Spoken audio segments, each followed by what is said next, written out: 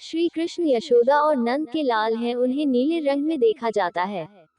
इन्हें कन्हैया, श्याम, गोपाल, केशव, द्वारकेश या द्वारकाधीश, वासुदेव आदि नामों से भी जाना जाता है।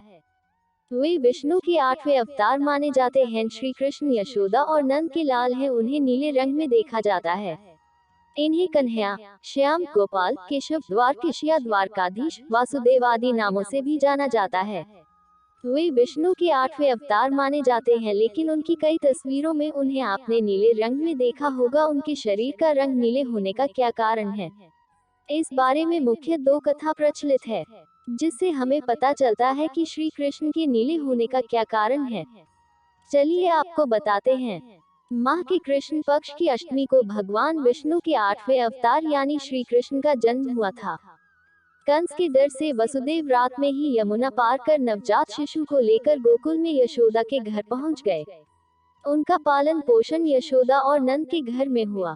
बचपन में ही उन्होंने ऐसे महान कार्य किए जो किसी भी सामान्य मनुष्य के लिए संभव नहीं थे।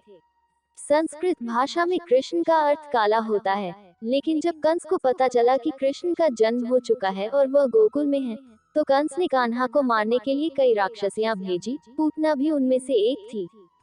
वह एक बहुत बड़ी राक्षसी थी, जिसने शिशु कान्हा को स्तनपान कराने के लिए कहकर उन्हें जहर पिलाने की कोशिश की थी। हालांकि वह सफल रही, लेकिन श्री कृष्ण स्वयं भगवान हरि के अवतार थे। जहर का उन पर कोई असर नहीं हुआ, लेकिन जहर के कारण उनका शरीर खराब होने लगा, रंग नीला हो गया और पूतना मारी गई। कान्हा के नीले रंग के संबंध में हमारे पौराणिक ग्रंथों में एक और कहानी प्रचलित है कि एक बार श्री कृष्ण अपने गोप मित्रों के साथ नदी तट पर गेंद से खेल रहे थे और उस नदी में कालिया नाग रहता था। ये बहुत जहरीला था, जिसके कारण यमुना नदी का रंग काला हो गया। खेलते समय गेंद नदी में जा गिरी। आप सभी को यमुना नदी के पानी और उसमें रहने वाले कालिया नाग के बारे में पता था, इसलिए किसी ने भी वहां जाने के लिए हामी नहीं भरी। जब कोई नदी में जाने को तैयार नहीं हुआ तो श्री कृष्ण ने कहा कि मैं गेंद लेकर आता हूँ, जिसके बाद सभी बच्चों ने उसे नदी में जाने से रोका, लेकिन वह नहीं माने और नदी में कूद गए। सभी बच्चे डरकर घर पहुंचे और यह सुनकर यशोदा मैया डर गई और फूट फूट कर रोने लगी। ये खबर धीरे धीरे पूरे गोकुल धाम में जंगल की आग की तरह फैल गई, जिसके बाद सभी लोग यमुना नदी की ओर भागे। लेकिन कृष्ण अभी तक नहीं लौटे थे। कृष्ण को नदी में देखकर कालिया नाग की पत्नियों ने उन्हें वापस जाने के लिए कहा, लेकिन कृष्ण नहीं माने और फिर कालिया नाग जाग गए। कृष्ण ने कालिया नाग को यमुना नदी छोड़ने का आदेश दिया, जिस पर उसने मना कर दिया और जान से मारने की नियत से कृष्ण पर हमला कर दिया।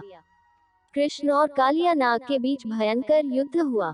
कुछ समय बाद कालिया नाग हार गया और कृष्ण उसके फन पर नृत्य करने लगे। थकाकर कालिया नाग ने कृष्ण से अपनी जान बचाने की कोशिश की। तब कृष्ण ने उन्हें अपने स्थान पर वापस जाने के लिए कहा। कालिया ने कहा, गरुड़ मुझे वहीं मार डालेगा, मुझे वहां कैसे जाना चाहिए? इस पर कृष्ण ने कहा, तुम्हारे फन पर मेरे पैरों के निशान देखकर गरुड़ तुम्हें नहीं मारेंगे। इसके बाद कालिया नाग ने श्री कृष्ण को अपने फन पर उठा लिया और यमुना नदी से बाहर आ गए और इसके बाद वह अपनी पत्नियों के साथ अपने स्थान पर चले गए। लेकिन कालिया नाग के साथ युद्ध के दौरान कृष्ण उनके प्रभाव को कम नहीं कर सके, इसलिए उनके शरीर का रंग बदल गया और नीला हो गया। दोस्तों, अगर आपको वीडियो पसंद आए तो प्लीज कमेंट में जय श्री कृष्णा जरूर लिखें।